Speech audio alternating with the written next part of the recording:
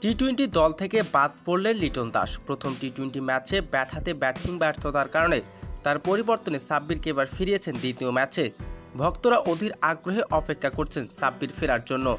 দ্বিতীয় টি-টোয়েন্টি ম্যাচে তার পারফরম্যান্স হয়তো নির্ধারণ করে দেবে ভবিষ্যতে টি-টোয়েন্টির বড় পরিবর্তন। বাংলাদেশ শ্রীলঙ্কা চলমান টি-টোয়েন্টি সিরিজে বড় পরিবর্তনের আভাস। দলের পারফরম্যান্স নিয়ে প্রশ্ন উঠতেই দ্বিতীয় টি-টোয়েন্টি ম্যাচের আগে নেওয়া হলো কঠিন এক সিদ্ধান্ত। দীর্ঘদিন পর আবারও জাতীয় দলে টি-টোয়েন্টিতে ফিরছেন সাব্বির রহমান। অন্যদিকে ধারাবাহিক ব্যাটিং ব্যর্থতার কারণে দল থেকে বাদ পড়েছেন ওপেনার লিটন দাস।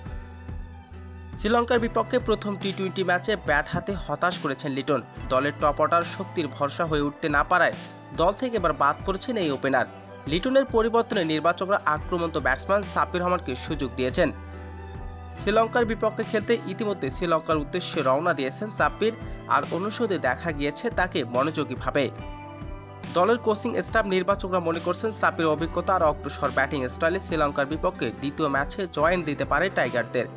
লিটনের পরিবর্তনে এবার ফিরলেন সাব্বির। তো দর্শক, আপনাদের কি মতামত? লিটনের পরিবর্তনে সাব্বিরকে দলে ফেরাটা আপনার কেমন লাগতো? দর্শক জানিয়ে দিন আপনার মূল্যবান মতামতটি কমেন্ট বক্সে।